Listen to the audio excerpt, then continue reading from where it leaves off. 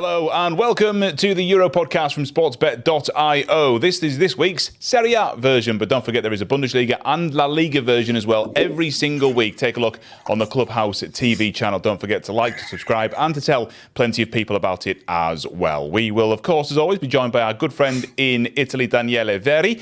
And we're going to start, Daniele, with Verona against Inter here. Verona sitting lower mid-table, but have been conceding a lot of goals, 15 in their last 5. Inter, a couple of injury problems, the likes of Hakan Çalhanoğlu unlikely to be fit for this game. Is this a game that Inter will win narrowly, or do we think this is a game where they can really cut loose?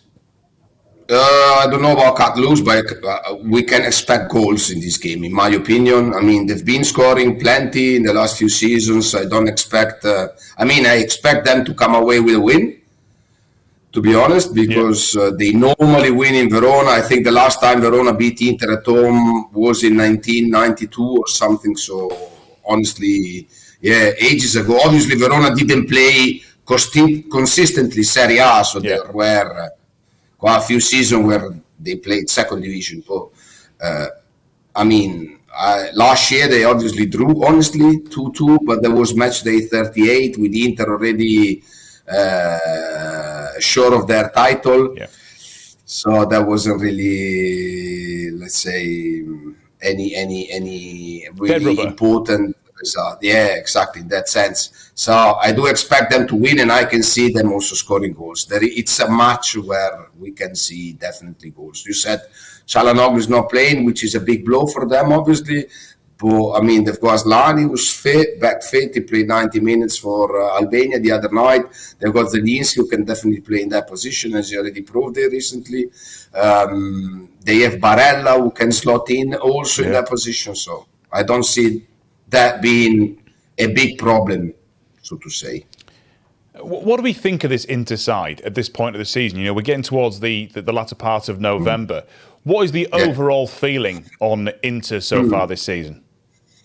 We have to split it. If we see Inter the way they played in Champions League, then we have an opinion. If we look at Inter the way they played in the league, we have a different opinion. So they've been inconsistent domestically, conceding goals. I wouldn't say inconsistent. You can't say inconsistent. They've just been conceding goals and not having that last bit of determination, so to say, in matches. As in Europe, they've been almost perfect, so you can't say anything. They won all of the game apart from Manchester City, but coming away from Etihad with a draw, it's good. Can't say anything, can you? No, that's Arsenal at home. Without a very good performance. So, Inter in Europe, they've been very good. But, their focus has to be also on the league, so they cannot play all of their trumps on Champions League, because that competition is a bit of a lottery, sort of. There are other clubs who have more cards in their hands to win that. To be honest, Inter are among potential winners, but there are also some other big teams. Whereas in Italy, although, they're still there fighting. There are 6 teams within 2 people in the table. So 6 teams within 2 people. Within 2 points, sorry, it's all there, it's still there. But they cannot think, okay, we play all of our cards on the Champions League. They won't do that. Yeah. They've got a much better chance of winning Serie A than they have the Champions League. I think that's very true. The other side, and a season without winning anything. Now, after all they have won last season and the league and this and that, will have to be considered half of a disaster, so to say, because Inter are the better team, the best team in the league. Despite Naples, despite Juve, despite AC Milan, whatever, but Inter are the side to beat. Yeah, they very much are. And I think Verona are not going to do that. The big game of the week is AC Milan against Juve. This is a really interesting one. They don't always do brilliantly against the bigger teams here, but overall their home form has been very, very good. There's an interesting suggestion that Fonseca's going to make a bit of a tactical change here and go to something like a 4-3-3. Now, that might be a good thing, but at the same time, to me as an outsider, Daniele, that looks like a manager who is changing things because he's a bit worried. And therefore, if I'm Juve, I'm looking at that and going, we've already got into their heads. Yeah, you can obviously read it like that. I'm not sure he's going to make tactical changes to his formation. Right. I mean, it looks like he has a sort of square the circle with the 4-2-3-1. I mean, this is the way he also played against Real Madrid. This is the way he had more success this season because, I mean, the game in Madrid was definitely, let's say, their top game this season alongside the derby. But, I mean, coming away from Santiago Bernabeu with 3 goals and 3 points, it's big, obviously, and as big as unexpected, I would say. Yeah. So, I don't know. Tough game. I'm not sure. I'm not sure he will do much tactical changes. I mean, he will probably field Musa on one side, trying to contain Juventus. On that side, he played a great game also in Madrid. Morata is back. He will play with one lone striker. I mean, I don't know. If he does big changes, I don't know. It would be a risk in some ways because if you play as well as you did in the Champions League and then it goes wrong, then it will surprise me. But I mean, I'm not in his head, so he's allowed to do it if he thinks it's good. But I mean, he gets paid for that. But I don't know. I'm not sure I would myself. Let's put it like this. I'm enjoying Daniele dishing out the permissions. I mean, listen, Juve on the no. I mean, I'm a very open person. You know me, so I'm very. I know, I do, and sometimes it's almost scarily open. Juve have been scoring well on the road. We're expecting goals in this one, surely, aren't we? Juventus have an issue up front. So Juventus can always score goals, but now Vlahovic got injured with Serbia the other night, right, so he won't be part of the game. So Milik is out injured. Nico Gonzalez is out injured. I mean, probably Weah will play up front. So Thiago Motta will play his own brand of football without giving any references to the defenders. I don't know. I see AC Milan scoring for sure. I don't know. Juventus hasn't lost a game yet. Maybe that's the night where they lose the first game in Serie A this season. It's going to be fascinating to have that one. I think goals in that one, but it's hard to call. It's very possible. It's very possible. Morata is back, as we said, so fully fit. So it's always good for a goal. Yeah, definitely. In my notes here, I've written, which I actually sent to Daniele as well, just so he knows the general, gist of what we'll be talking about. I've written, Is there a world here where Parma... So that I pretend... So that he pretends to know what he's talking about. That I know a lot, but I only know that little bit that you're asking. He's actually a very good English actor we've got who can just do an incredible Italian accent. There is a world, I've written here, is there a world, Daniele, where Parma start next week at the top of the Serie A table? No is the answer to that immediate question. Yes, obviously, I meant exactly. Atalanta. Atalanta obviously looks so good. Coming from behind against Udinese. I mean, they're a big price, actually, on a betting front to win this game. Away at Parma, the markets perhaps haven't caught up with how good Atalanta have been so far this season. I mean, how much longer can we just keep saying, Daniele, that Atalanta look fantastic? We can say that. I mean, we can say that, and we don't have to fear that someone is going to say the opposite. Not even the markets may. Yeah.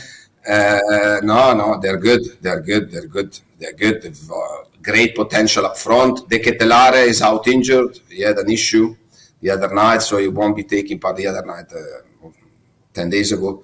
Yeah. He won't be part of the game against Parma, but I mean, they got Samardzic, doesn't exactly play the same role, but he still play offensive as an offensive midfielder, former Udinese guy who is in the process of developing, and being with Gasperini will help him a lot. So like the same as it happened with Retegui, for example, already. I mean, Retegui didn't shine against Belgium or France for Italy, but he's there and he's always a threat for anyone. They got Lookman, who came back from international duty a bit earlier, he got a knock with his national team, but I mean, he's fully fit, no problem, he's going to play. I mean, Atalanta are a great side. They got a couple of men out, not only the Ketelare, but I mean, they got to the point where they have also enough substitutes and players who can slot in case somebody's out injured. So it's really a great side. So if you ask me, is there a world in which Atalanta wakes up on Monday top of the table, then I'll have to say yes. I mean they play Parma, so Juve, Milan, they play difficult games. Okay, Inter have a sort of easy game still away. Napoli, they host Roma, which won't be easy in that sense, but I mean, I'm sure we come to it in a second. So, I mean, I think it's paid almost 2 for the win. For an Atalanta win away to Parma, it's worth trying, definitely. It's brilliant. I think that's the play of the week for me. I can say this is also a game with goals, because Parma are always good for a goal. Parma play football. They don't prevent you from playing football. They do play their own brand of football, so that they go for it. So they also leave empty rooms that can be well exploited by players like Retegui or Lookman, who can be very dangerous when they go counter-attack. Yeah, Atalanta look a great way to go this week. We mentioned it in passing there. The final game we'll talk about is Napoli-Roma. I mean, Roma. Ivan Juric has 12 games in charge and is relieved of his duties, replaced by Claudio Ranieri. He did better than De Rossi this year already. He did better than De Rossi, that is true, but he didn't quite keep his job in the same way that De Rossi didn't either. Ranieri returns to Roma. His previous stint, 12 games long. Just a little bit of a weird stat there for you. Okay. No McTominay. Well, unlikely to have any McTominay in this game. Lukaku back early and probably a bit fresher from international duty than he would have been. We're going to see Mats Hummels make his first start. But despite the addition of Claudio Ranieri, a man who I respect enormously as a manager, I think it's too early for Ranieri to have turned things around enough to beat Napoli. Is that fair? Yeah, it's fair. It's fair, obviously. I mean, obviously, the last time he was at the helm of Roma was only 12 games, as you said. But, I mean, he's been there for longer in the past. So it's not the only one time. It's not. I mean, he almost won a Scudetto in Roma back in 2010 or 9. I'm not sure if it was 2009 or that. I think it was 2010, exactly when Mourinho did the treble. So, I mean, he's a fantastic manager and he's a fantastic person. If there is a person who can turn things around in Roma, that's him.